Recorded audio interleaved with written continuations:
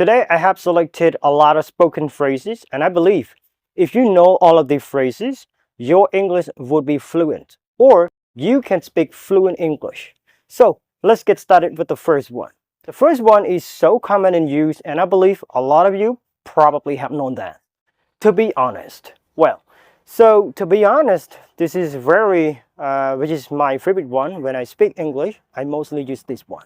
To be honest, you begin to enjoy saying something, but you definitely want to sound a little bit loyal, or you would like to be kind of specific and be honest by saying something. You can use the phrase to be frank or to be honest, almost the same thing in use. For example, to be honest, I like to speak English more than writing.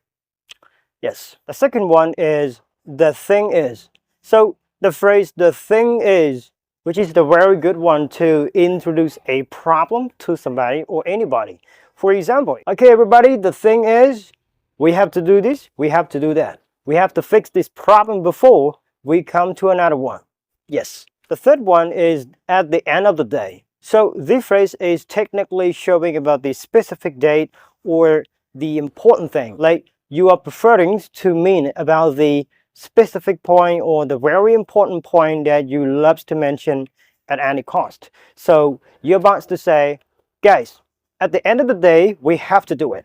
We got no choice. I think that thing would be the most important thing ever that we shouldn't skip. Number 4, as far as I know. So the good phrase, we are using this one to share the information you think it is true to share.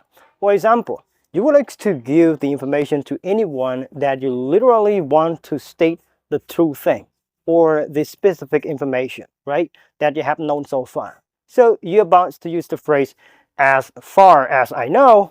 This is something like this, like that. This is the information I got, or this is what I know, something like that. So the next one is correct me if I'm wrong. I think this one is so common in spoken English. When you speak something or you share any information, discuss a lot of things with your friends, and you enjoy sharing something so specific or something quite important, and you believe it would be part of that information, you prefer to share that with others, and then you enjoy using the phrase, you spoke something 1, 2, 3, 4, 5, a lot of information, and then you use the phrase lastly to confirm, like, correct me if I am wrong. Yeah, so anybody will like to listen to this, and they will feel you definitely stating kind of specific thing more, but this is also give a chance or a specific period of time for anybody to think about if they got some things to mention up to add up to your point, or they have any idea, or this could be known as the way you give your opinion to others. So the next phrase is, it's not a big deal. I think this one is so common in our conversation, especially daily conversations. So when you got a conversation with your friends, and one of your friends definitely has used that one, the phrase, it's not a big deal. They are describing or they are telling you that something is all right. Something is not complicated to take a look or tries to investigate to find out. It's just like a simple case, just like that. So you don't have to worry about this if you actually got the phrase. But I'm not going to be saying everything going to be all right. I mean, it's dependable, okay? But using this phrase showing that you don't really have to worry at all, okay? Just take it easy. So move to the next one is by the way. I think by the way, which is my favorite terms of speaking English. So when you speak something, you begin with small talk and then you move to the next talk. I mean, maybe the complicated one, and you're about to change the other topic you would like to mention about. So you probably use the phrase by the way. So by the way, which is the very common phrase in our spoken English, we are describing the way we change the subject.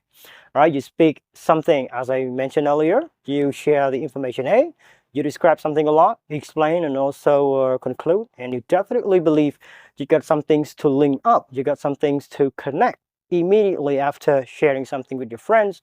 So you're going to be jumping quicker to get that point, and you about to connect to that one. So you can use the phrase by the way. For example, I think speaking English every day, which is the very important thing, and you telling something 1, 2, 3, 4, and after a period of time, maybe a specific time, just like that. And also you say, yeah, by the way, writing, which is the good thing, I believe as well. So you try to add up another point. Meanwhile, you just had finished mentioning something about speaking, something like that. Let's go to the next one. I believe any of you definitely have known that before. Okay, fair enough. So fair enough, which is a very natural tone. So when you try to say you accept the point, you don't want to show any constructing things, or you definitely agree with somebody about to say fair enough. Everything is acceptable. Okay, I don't really want to do that. I think I'm good with that one. Yeah. So you can use the phrase fair enough, which is very casually natural. Okay. Hopefully you can use this one in your spoken English. Don't really think about grammar at all. So this is the point that you have to speak a lot more, but learns to add up, learns to speak something kind of natural. It's gonna be bringing your natural tone, also your natural conversation, and your English is supposed to be fluent more. The same phrase as fair enough, we can use the phrase I couldn't agree more.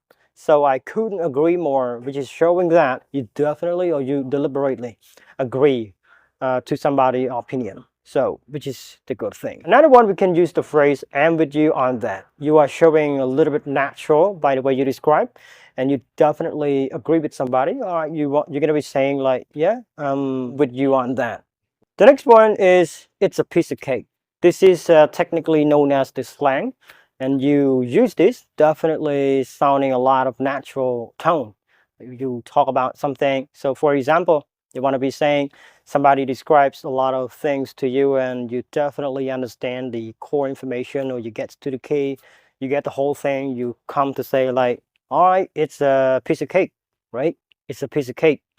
I think it's not that hard. So you can use the phrase, it's not that hard. I can do it.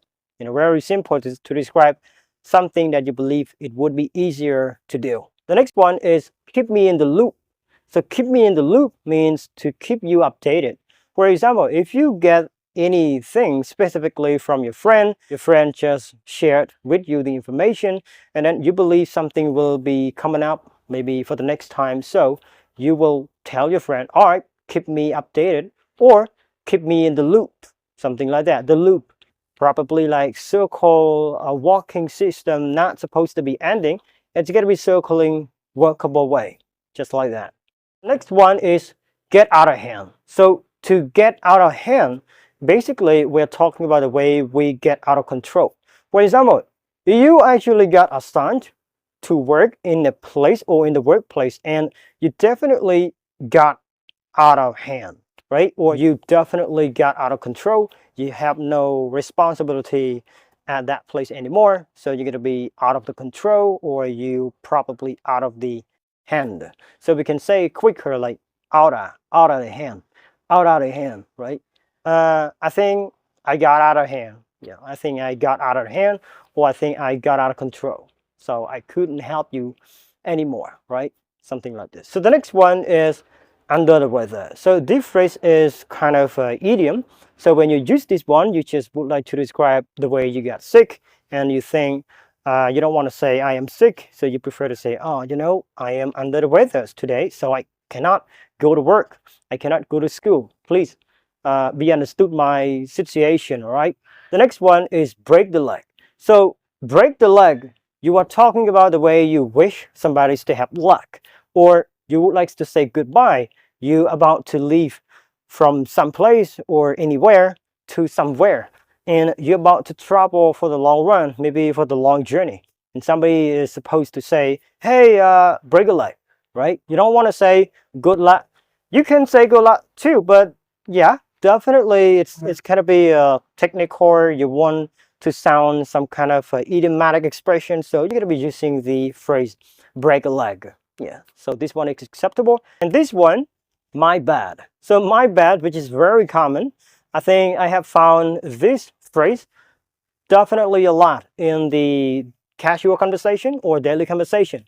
So when you enjoy saying something, you believe what you have said or something you have done was a mistake, completely or deliberately. So you intentionally say, oh, it was my bad.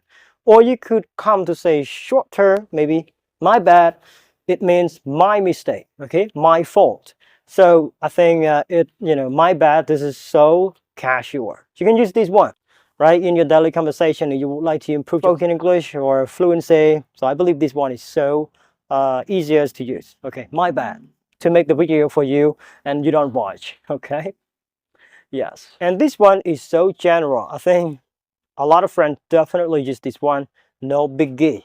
So if you would like to describe something no big deal or no problem, you would say, no biggie. So no biggie means no problem. All right. Okay, come on. You can actually join my dinner, right? No biggie. I accept it. I like it. I like to do so. I like you to do it with me. And here, it's on me or it's on me. I speak a little faster, just like that every day. It's on me. So when you have something with somebody or you enjoy doing something with somebody and you're about to pay, you're about to definitely check the bill and you would like to use the phrase like it's on me, it means you're gonna pay totally for the rest, right? You're gonna be enjoying to pay anything on the table, like something you have eaten together with your friends. But when you say, be careful to use this one. If you decide to use it's on me, everybody is not supposed to pay anything. They are not. So you're gonna be the one who will pay the rest. Maybe anything that would be included on the menu. And I don't know, but this is going to be charging a lot of money, right? So be considering to use the phrase it's on me. That's not a technical or profitable. I mean, the way you're going to be responsible for the rest of something that you will pay for, will take cover for the payment. So the next one is it's the long shot. You want us to describe something is unlikely to succeed or something is unlikely to succeed in the future or in the coming minutes. So yeah, you're definitely supposed to describe or use the phrase it's a long shot. Okay, it's a long shot. So this is not the good point to describe or you believe something is supposed to be failed in the future. So you're about to use the phrase it's the long shot. And many people, they may confuse to use the phrase am down. So in the game, you basically have found a character says I am always down with you. So when you say am always down with you or am down with you, when you actually got a conversation and someone asks you to do something with him or her, and you definitely, you agree to do so, you accepted the request or something else like that. So you're about to use, hi man, am's always down, am always down with you, something like this. It doesn't mean to show that you got the blue moon or kind of blue feeling or you become sad or unhappy by doing so. This is completely different. Okay, again, if you choose to say I am always down with you, means you enjoy doing something with somebody without any hesitation. You're about to go to do it. Yeah, that's the point. Right, we are coming to an end and we have a lot of phrases to give more, but I believe this time hopefully everybody will be learning some kind of spoken phrases that I have shared earlier from the beginning until now. And if you have anything or any question, something you would like to know to improve your fluency, speech, basically I can help. I can, show you what to do and also work on the documents or vocabularies, grammar, some kind of phrases, vocabulary, and especially the way we learn to listen and speak. Okay, it would be multiple developing if we know how to do them well or strategies to do them. Okay, so that's it. Don't forget to click the button to subscribe my YouTube channel, and also don't forget to share and like, follow. That's gonna be something upcoming more. I mean, on other videos. Yeah, that's it. See you in the next video.